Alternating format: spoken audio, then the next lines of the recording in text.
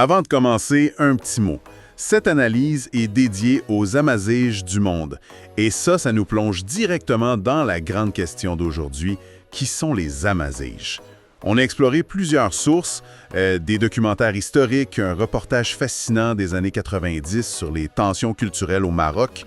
Et ce qui ressort, c'est que la réponse est loin d'être simple. C'est le moins qu'on puisse dire. On parle d'une civilisation qui a des milliers d'années, d'un peuple en pleine lutte identitaire, mais aussi d'une culture qui est incroyablement vivante aujourd'hui. Exactement. Notre but, c'est un peu de démêler tout ça, de comprendre ce que ça veut dire être un peuple libre, de leurs origines jusqu'à leur combat bien actuel. Alors pour commencer, je pense qu'il faut parler du nom. On entend souvent le mot berbère, mais les sources insistent que c'est un terme assez controversé. Pourquoi? C'est le meilleur point de départ, parce que ça va droit au cœur de leur histoire. Le mot berbère, ça vient du grec ancien de barbaro. Ah, comme dans barbare. Exactement. Ça voulait dire, en gros, non grec. Quelqu'un qui parle pas la langue, donc qui n'est pas civilisé. C'est un nom qui leur a été imposé par d'autres et qui est péjoratif à la base. OK. Eux, dans leur propre langue, ils s'appellent les Amazighs, imazigines ou pluriel. Et ça veut dire le peuple libre. Le peuple libre? Wow, ça change toute la perspective. Et ce peuple, il vient d'où? On parle de racines qui remontent à quand, là? On parle de racines d'une profondeur presque vertigineuse. Les Amazighs sont les peuples autochtones de toute l'Afrique du Nord. C'est un territoire immense qu'ils appellent la Tamasga. De l'Égypte jusqu'à l'Atlantique, c'est bien ça? C'est exactement ça. Il faut comprendre que c'est pas un seul bloc, mais plutôt une mosaïque de tribus qui partagent une culture, une langue. Leur présence est documentée dans les archives égyptiennes il y a plus de 3000 ans. 3000 ans? Oui, mais le plus spectaculaire, c'est qu'une de ces tribus, les Michouèches, a carrément conquis l'Égypte. Attends, quoi? Conquis l'Égypte? On parle pas juste de quelques raids? Non, pas en doute. Ils ont pris le pouvoir, ils ont établi 2 dynasties de pharaons qui ont régné pendant plus de 2 siècles. C'est fou. Ben oui, ça donne une idée de leur puissance bien avant l'arrivée des Romains ou de Carthage. C'était pas juste des nomades, c'était des bâtisseurs de royaumes. Ça change l'image qu'on s'en fait. Et justement, en parlant des autres empires, les relations avec Carthage ou Rome, ça ressemblait à quoi? C'était complexe. Un mélange de collaboration, mais aussi de conflit. Par exemple, la cavalerie amazighe, surtout les Numides, était légendaire. C'était l'arme secrète de Carthage, un peu. On peut dire ça, Hannibal n'aurait jamais traversé les Alpes sans eux, mais l'influence était aussi culturelle. Certains historiens pensent que des mythes grecs comme Méduse ou Poséidon pourraient même venir du folklore amazigh de Libye. Ah ouais?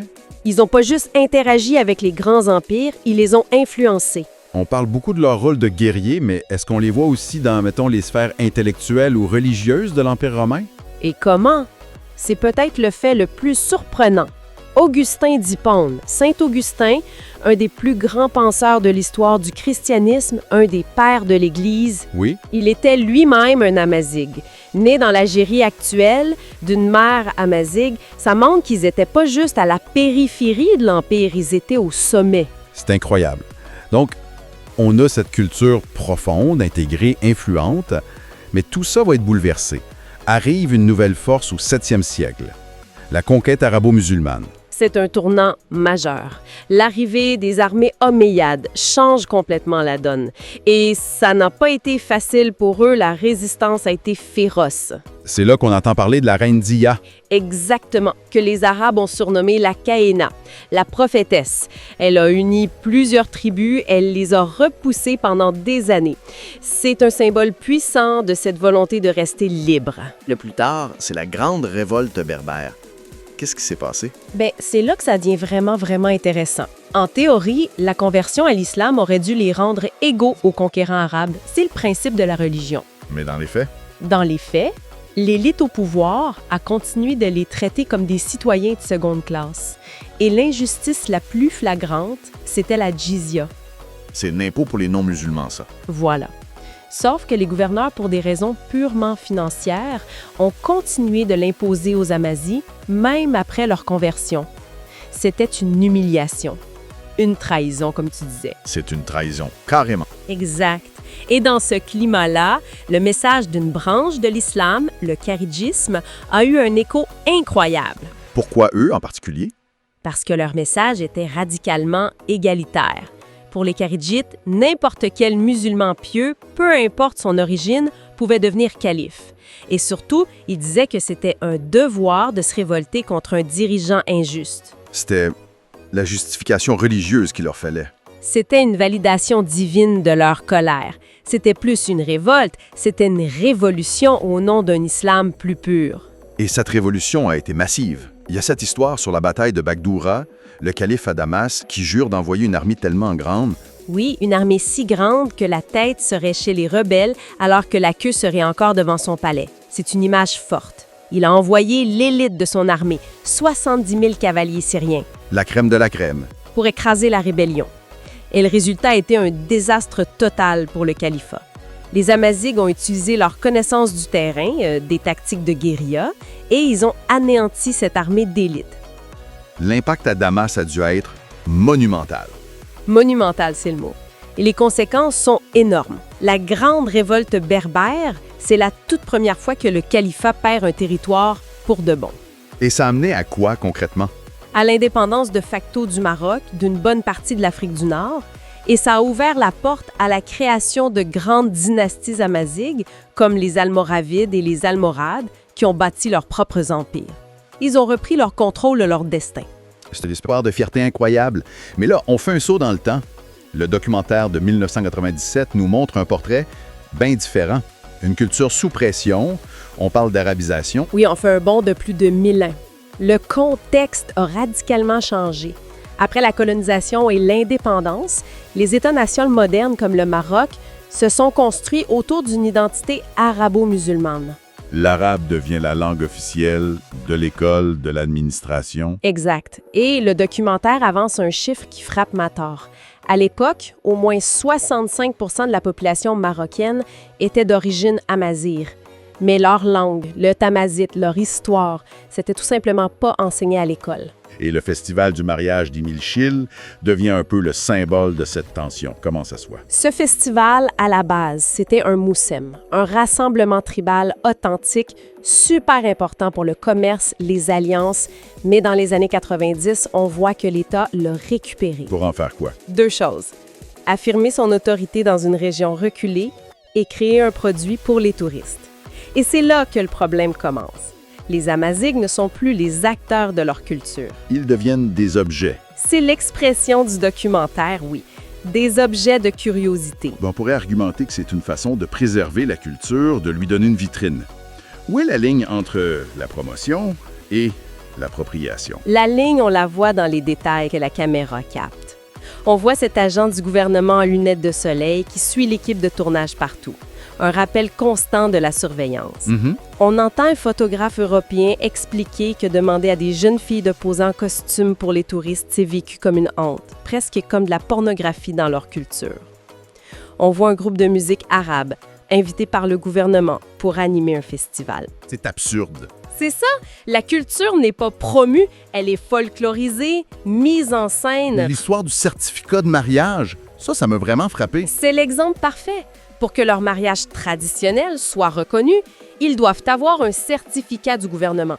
Fait qu'ils doivent aller au festival, payer 30 $, ce qui est une fortune pour eux, pour un bout de papier. Qu'ils ne peuvent même pas lire parce qu'il est en arabe. Exactement. Ce n'est pas de la promotion, c'est de la bureaucratie qui s'impose.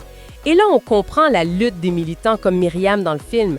Elle ne demande pas une révolution, elle demande du respect. Son T-shirt avec une inscription en tifinagh, l'alphabet amazigh, c'était un acte de résistance. Ce qui nous ramène à la question de départ. C'est quoi être marocain ou amazigh aujourd'hui? Et c'est là qu'une autre source sur la génétique est vraiment éclairante. Oui, et elle brasse pas mal les idées reçues. Des études génétiques au Maroc ont montré que la contribution génétique de la péninsule arabique est assez faible, genre 15 % en moyenne. Même chez ceux qui se disent arabes? Oui, même chez beaucoup d'entre eux. Par contre, la composante génétique autochtone, celle qui remonte à plus de 20 000 ans, elle est massive. La grande majorité de la population partage ce même fond génétique. Donc, si c'est pas la génétique qui fait la différence, c'est quoi l'identité? C'est la grande question. Et la réponse qui émerge des sources, c'est la culture, la langue et surtout un lien hyper profond avec la Terre. Ce n'est pas un hasard si le bleu sur leur drapeau symbolise l'eau, la vie. L'identité, c'est plus un sentiment d'appartenance. Exactement. Les sources parlent du Maroc comme d'un melting pot.